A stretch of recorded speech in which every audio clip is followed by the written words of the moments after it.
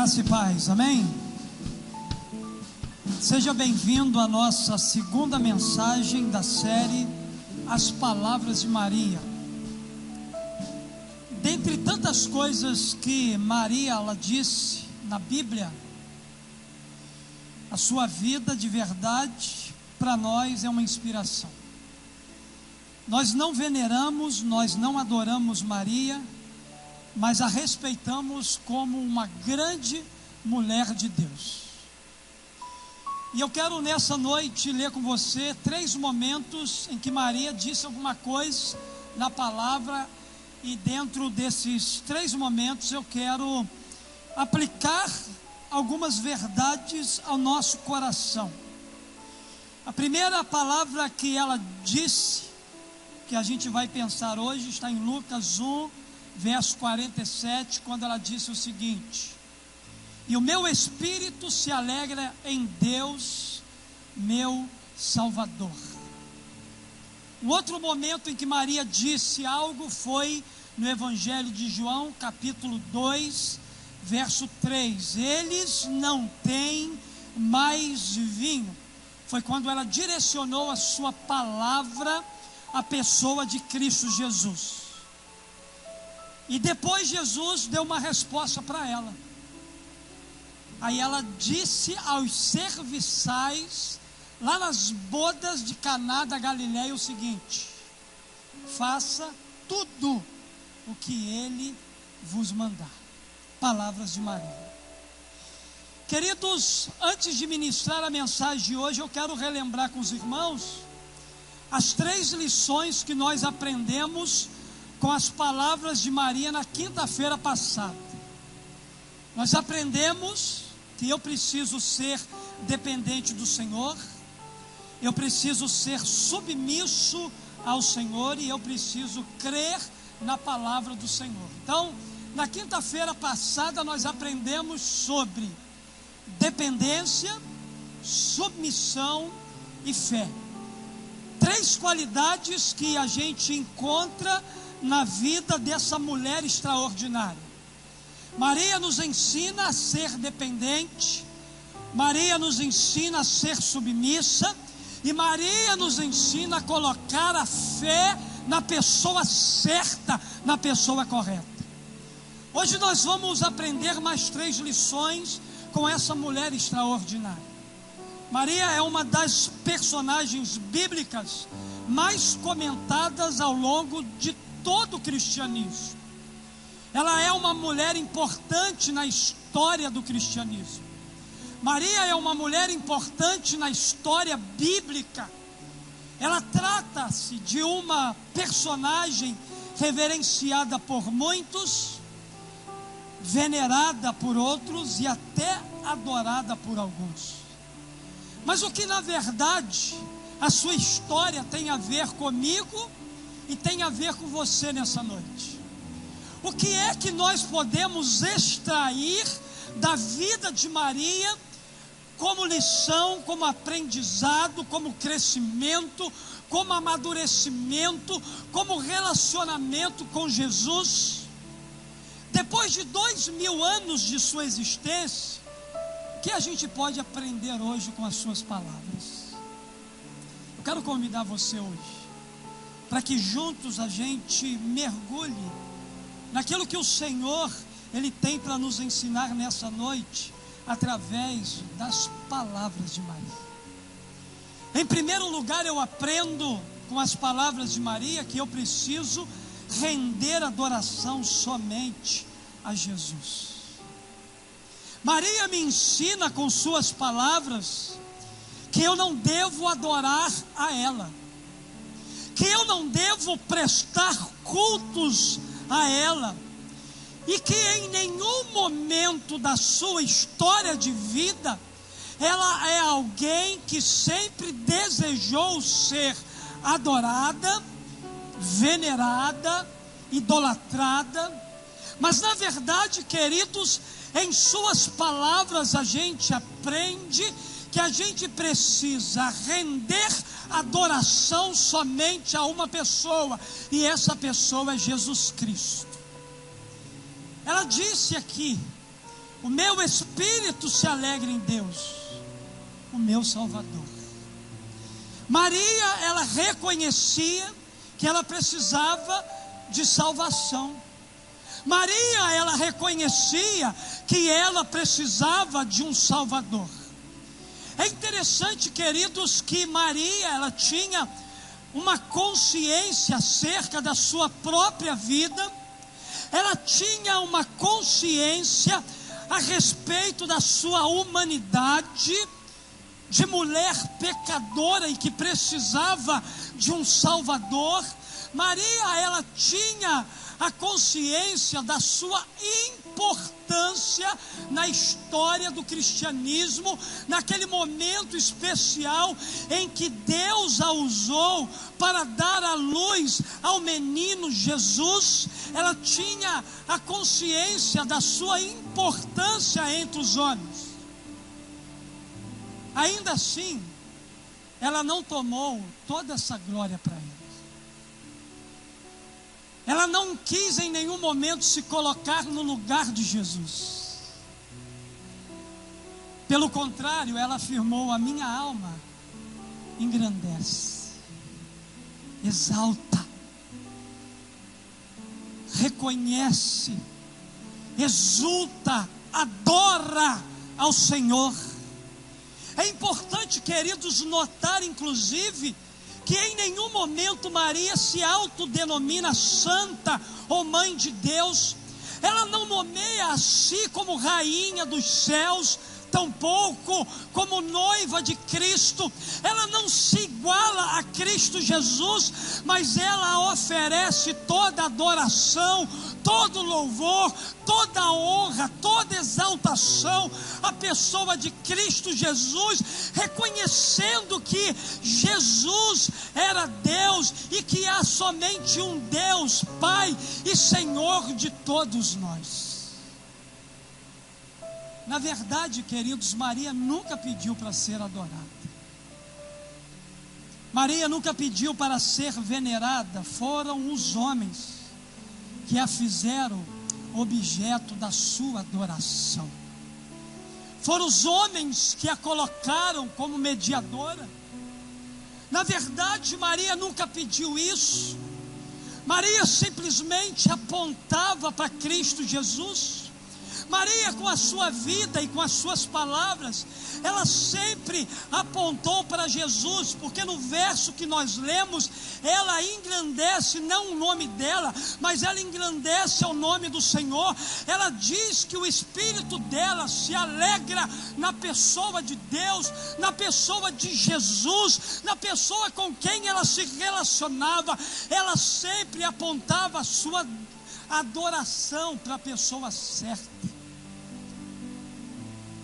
Com suas palavras, Maria aponta que Jesus, que Deus, deve ser o único adorado entre os homens.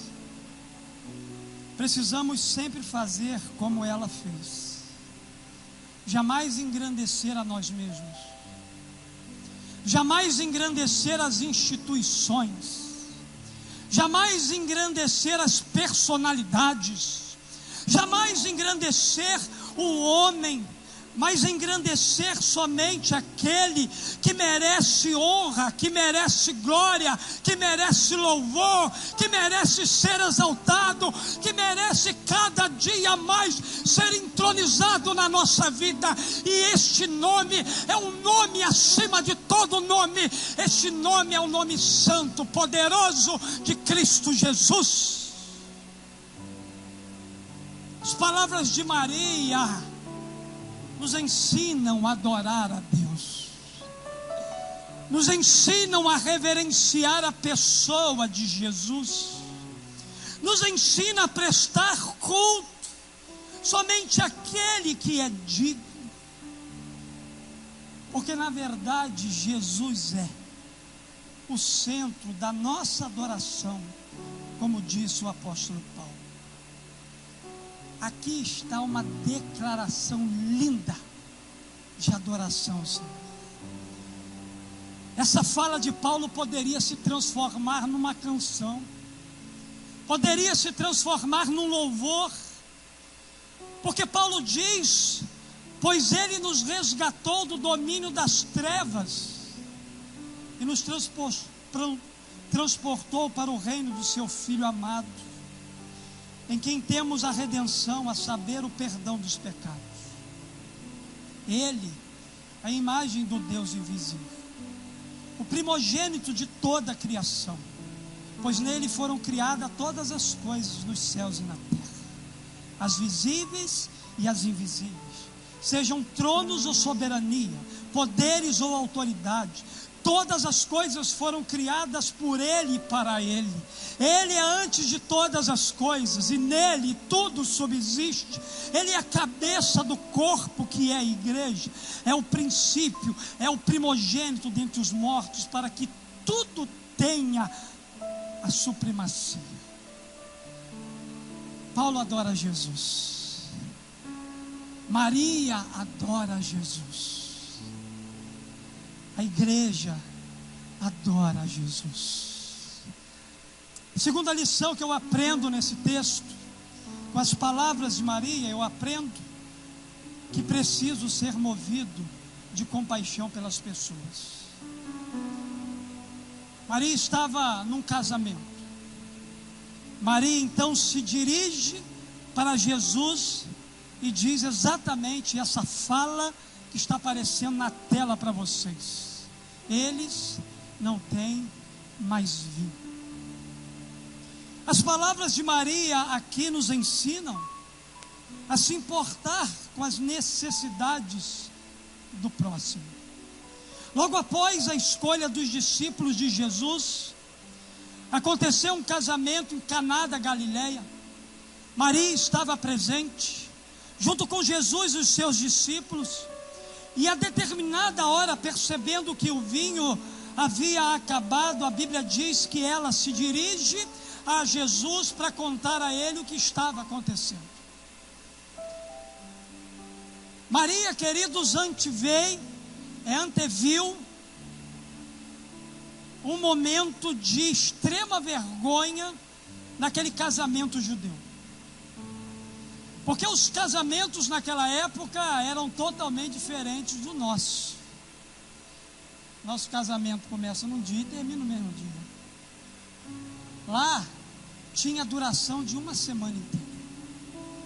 E num determinado momento da festa, o vinho acabou.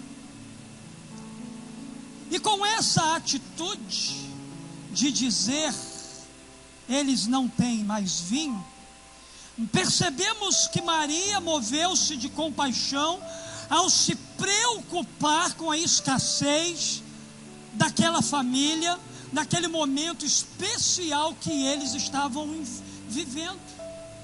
Dessa forma, ela aqui nos ensina com muita propriedade como devemos servir as pessoas que estão ao nosso redor. Como temos que ter percepção, sensibilidade, compaixão, para olhar ao nosso redor e perceber que há pessoas, que há famílias, que há gente passando por necessidade, que há gente precisando da gente, que há gente precisando que cada um de nós venhamos prestar um serviço de amor e de compaixão pela vida delas. Alguém disse com muita propriedade: quem não vive para servir, não serve para viver. A vida de Maria só teve sentido, só teve importância, porque ela viveu para servir as pessoas. Maria entendeu isso e viveu uma vida de amor e serviço ao próximo. Ela agiu à semelhança de Jesus quando ela via alguém passando alguma necessidade. Maria foi um exemplo de alguém que tinha compaixão pelas pessoas, assim como Jesus também o foi. Na Bíblia, encontramos muitos exemplos onde Jesus teve profunda compaixão pela vida das pessoas. Por exemplo, Jesus viu as grandes multidões e teve compaixão delas, porque estavam desgarradas e perdidas como ovelhas que não tinham pastor. A Bíblia diz que Jesus, movido de íntima compaixão, ele tocou os olhos dos cegos e eles passaram a enxergar. Jesus, movido de íntima compaixão, estendeu a sua mão e tocou um leproso e o curou, e ele ficou completamente limpo. Jesus, movido de íntima compaixão, devolveu a vida ao filho da viúva de Naim, pois ele se identificou com a dor daquela mulher. Na parábola do bom samaritano, Jesus é o samaritano que olhou para o homem ferido, meio morto, moveu-se de íntima compaixão, cuidou das suas feridas, levou ele para um lugar seguro e confortável e ainda pagou toda a sua despesa. A semelhança de Maria e a semelhança de Jesus. Será que eu e você também temos nos movido de íntima compaixão pela dor ou pelo sofrimento das pessoas que estão ao nosso redor?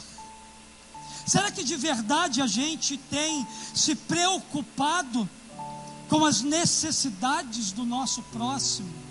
Será que de verdade a gente tem percebido que o vinho tem acabado no seio de muitas famílias e a gente tem se colocado ao lado para cuidar, para abençoar, para ministrar, para apresentar amor, ou a gente está vivendo um belo discurso na nossa vida cristã? Maria, queridos, tinha compaixão pelas pessoas que estavam à sua volta.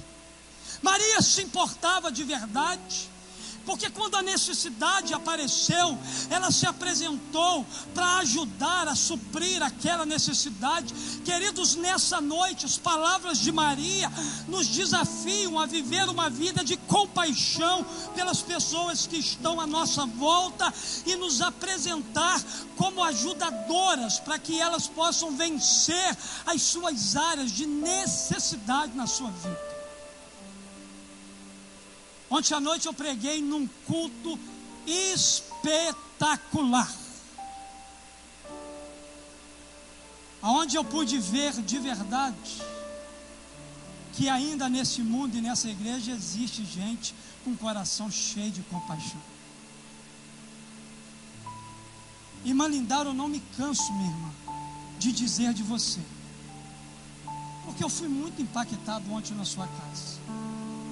Você é uma das poucas pessoas que eu conheço que tem coragem de abrir a porta da sua casa, de fazer tudo aquilo que você fez, de doar não somente roupas, brinquedos, alimentos, cestas, mas doar acima de tudo o bem mais precioso que existe dentro de você, que é o amor. Irmão, se você quiser aprender a se sentir comovido, compassivo, comece a andar com Lindaura. Comece a andar com essa mulher, porque ela é uma inspiração, uma motivação para nós. Ontem, muitas famílias da nossa comunidade, da linha do trem, gente que jamais a gente deixaria possivelmente tocar no nosso portão, ainda mais pisar dentro da nossa casa, comer do nosso prato. Essa mulher, essa Maria dos nossos tempos, com íntima compaixão, não tem abraçado somente essa gente agora, mas tem abraçado essa gente há muito tempo. Há muito tempo. O que ela fez ontem, ela faz durante todo o ano e tem feito durante muitos anos. Que o nosso coração seja um coração semelhante ao coração de Maria, cheio de compaixão. E a compaixão que transbordava do coração de Maria vinha primeiro do coração do seu Salvador Jesus Cristo. Que Deus te abençoe, Maria desse tempo, e que a sua vida continue inspirando a vida de muitas pessoas para louvor e glória do nome de Jesus. Em último lugar, eu aprendo com as palavras de Maria que preciso ser obediente ao senhorio de Cristo. Que coisa linda. Faça tudo o que Ele mandar. Não brotou de uma hora para outra. Faça tudo o que Ele mandar. Não brotou de palavras vazias. Porque no primeiro momento, meus amados, Jesus, quando ela disse assim, olha só, eles não têm mais vinho. Jesus se dirige para Maria e diz assim, mulher, que tenho eu contigo? A minha hora ainda não chegou. No primeiro momento a gente acha que Jesus estava dando um fora em Maria. Na verdade, querido, Jesus ele não foi indelicado com Maria ao responder dessa forma. Ao falar dessa forma, Jesus estava demonstrando exatamente cortesia. Jesus estava sendo cortês com Maria. Sabe por quê? Uma vez que o termo mulher aqui nesse texto pode ser traduzido por madame ou minha senhora, Jesus estava respeitando aquela mulher que estava diante dele, numa conotação total de respeito e de honra. Quando Jesus disse assim, mulher, o que eu tenho contigo, Jesus estava honrando a vida daquela mulher. Jesus estava dizendo, madame, o que é que eu tenho contigo? A minha hora ainda não chegou. Senhorita, o que é que eu tenho contigo? A minha hora ainda não chegou. Um famoso teólogo escreveu o seguinte: ao dizer mulher, o Senhor não intencionava ser rude, muito pelo contrário. Ele foi gracioso ao enfatizar com o uso dessa palavra que Maria não devia mais pensar nele como sendo apenas seu filho, pois quanto mais ela o visse como seu filho, mais ela teria de sofrer ao vê-lo sofrendo como filho de Deus. Maria devia começar a ver o seu filho Jesus como seu Senhor e Salvador, e a Ele prestar total obediência. Por isso que quando ela recebe essa palavra, mulher, o que eu tenho contigo, a minha hora ainda não chegou, ela entendeu tudo. Ela entendeu exatamente o que Jesus estava querendo dizer para ela. Por isso que ela disse assim, olha só, façam tudo o que Ele vos mandar. Nesse mesmo encontro em Caná da Galileia, Maria mostra a quem os serviçais deveriam obedecer. Com essa frase aqui, ela estava indicando que eles deveriam obedecer a Jesus e não a ela. A Bíblia nos revela aqui uma humilde serva, consciente do seu papel, consciente da sua missão, consciente da sua humanidade, que soube discernir o Jesus histórico do Jesus da fé. Ela soube discernir corretamente que aquele Jesus que estava ali naquele momento era o Jesus da fé, era o Jesus do milagre, era o Jesus que iria mudar o cenário daquele casamento, ia mudar o cenário deste mundo, ia morrer na cruz do Calvário. Ela pôde perceber que aquele Jesus que estava diante da vida dela não era aquele menino de Nazaré, mas era aquele menino do céu que veio salvar, que veio redimir e que veio perdoar as pessoas do pecado, a quem a todos os seres humanos devem prestar obediência. As palavras de Maria me ensinam a ser obediente a Jesus. Ela colocou com as suas próprias palavras quem ela era e quem era Jesus. Ela soube aqui, meus amados, se posicionar como uma humilde serva, e posicionar Jesus como Senhor, como Deus, como aquele a quem cada um deve prestar obediência. Se você deseja de verdade entender as palavras de Maria, então obedeça a Jesus, assim como ela fez. Somente dessa forma é possível entender perfeitamente tudo o que ela viveu, experimentou e fez aqui na terra. Na verdade, ela escolheu o caminho da obediência incondicional. Que decisão extraordinária! As palavras, faça tudo o que ele vos mandar, são palavras de uma mulher obediente, submissa e devota ao senhorio de Cristo. No verso anterior, ela recebe aquela resposta de Jesus que eu já comentei. Imediatamente, sem questionar Jesus, a Bíblia diz que ela obedeceu à orientação do Senhor e repassou o seu comando aos serviçais que estavam naquele lugar. Na verdade, queridos, precisamos muito desse tipo de atitude hoje. Estamos perdendo o princípio da obediência, da honra, do respeito. Não existe mais entre nós, nessa sociedade pós-moderna, esse valor precioso que em suas palavras Maria demonstra, que é viver uma vida de obediência a Cristo Jesus. A rebeldia, a insubmissão, a falta de honra são a raiz de muitos males do nosso tempo. No entanto, aprendemos com Maria um caminho diferente e um caminho mais elevado para andar. O caminho da obediência.